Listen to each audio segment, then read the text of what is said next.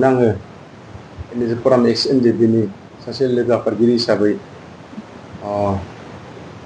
गिबियाव खौरांलागिरि नोंथांमोननिसिम अननाय सिनाय जासिबाय आरो लोगोसे साफ्रोमबो बर' रायजो राजा खौरांलागिरि नोंथांमोननिसिमबो एनएजे फराम एक्स एनडिपिनिफ्राय गिबियाव खुलुमनायखौ जासिनाय थाबाय।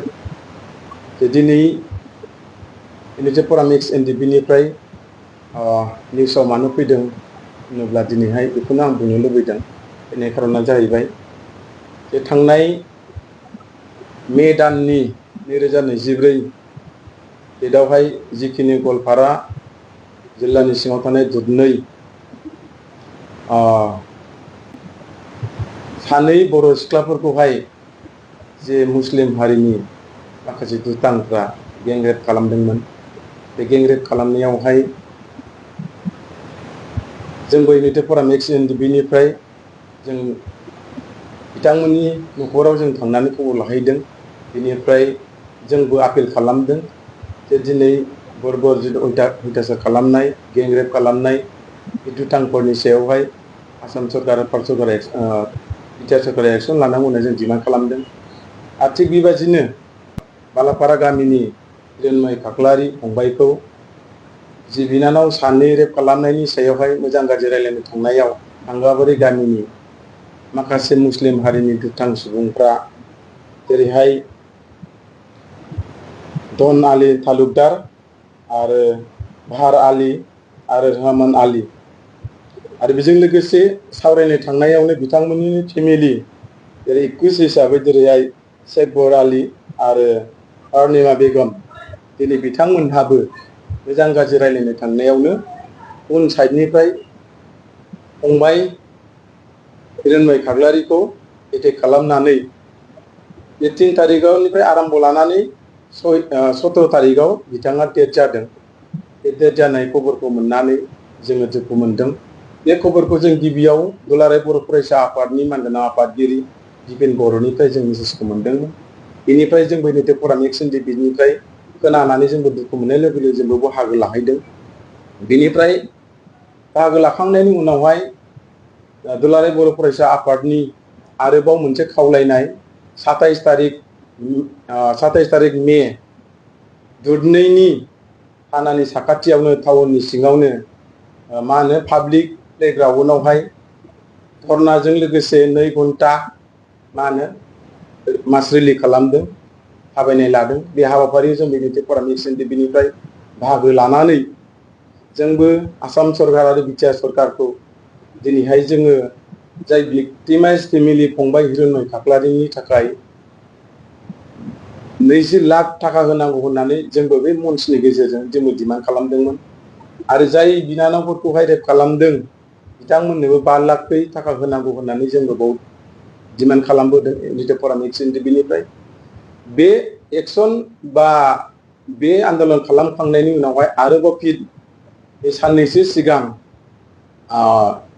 26-27 गेजेराव बा 27-28 गेजेराव दुलाराय बर' फरायसा आफादा क'क्राझार जिल्लानि सिङावहाय थानाय गथ'फोर गेलेग्रा पार्कआवहाय बेयाव मोनसे साननैनि हाबाफारि लानानै आरोबाव बिथांमोनहा गोबां खुद्रिसारनाय हाबाफारिनि गेजेरजों आसाम सरकारखौ सोंखारिनायनि गेजेरजों बिटिआर सरकारखौ सोंखारिनायनि गेजेरजों दिनै बिथांमोननि रिकुवेस्ट मथेनो जोंनि दानि आसामनि चिफ मिनिस्टार मानगोनां डक्टर हेमन्त बिश्व शर्मानि टीम दानि केबिनेट मन्त्रि मानगोनां जयन्त मल्ल बरुवा बिथाङा माखासे प्रेसारनि गेजेरजों खावलायहरनायनि गेजेरजों आसामनि चिफ मिनिस्टारा बेखौ खोनासंनो थानो हायैनिलाय दिनै बिथांखौ थिनहरदों स्कटआव बालिपारा गामियाव। जों बे फैनायखौ नुनानै जोबोद गोजोनदों। जों सासे बे आन्दलनाव जों थाफानाय हिसाबै जोंनि आन्दलना जाहाथे साक्सेस जायो बेखौ बे फैनायखौ नुनानै जों गोजोननाय मोनदों। बेनिखायनो बे फैनायनि गेजेरजों बिथांमोननि भिक्टिमाइज फेमिलि न'खराव हाबदों बेखौ जोङो नुदों। मानगोनां केबिनेट मन्त्रि जयन्त मल्ल सारखौ नुदों आरो लोगोसे लकेलनि एमएलए मानगोनां जादब सरगयारि सारखौबो जों नुफादों आरो लकेलनि माखासे इन्टारेस्टफोरा थाफानानै हयथ' हिरनमय खाख्लारि फंबायनि फेमिलि आरो बिनानाव सानै रेप खालामजाग्रा बिथांमोननि सुखु दुखुनि सायाव गोबां मेसेज होनायनि गेजेरजों हयथ' बिथांमोना मन्त्रि बिथाङा दिनै मिथिलांनायनि गेजेरजों आसामनि चिफ मिनिस्टार मानगोनां डक्टर हिमन्त शर्मानि मेसेज हैनायनि गेजेरजों दिनैहाय माखासे जोङो पजिटिभ रिजाल्टखौ मोन्दों। बेनो जाहैबाय 29 तारिखआवहाय आसाम सरकारा मोनसे ओरैबायदि मोजां मोनसे इनिसिएटिभ लादों। बेनो जाबाय मा जे जाय थांगाबारि गामिनि सानै बर' सिख्लाखौ गेंरेप खालामदोंमोन बिथांमोननि फेमिलि न'खरब्रै न'खरखौ धन आली तालुकदार आरो भार आली आरो रहमान आली बिथांमोननि न'खरखौ आसाम सरकारा माखासे पावार बाहायनानै बिथांमोननि न'खौ बुलडोजार एबा JCBजों दिनैहाय बुख्रुबजोब्बाय।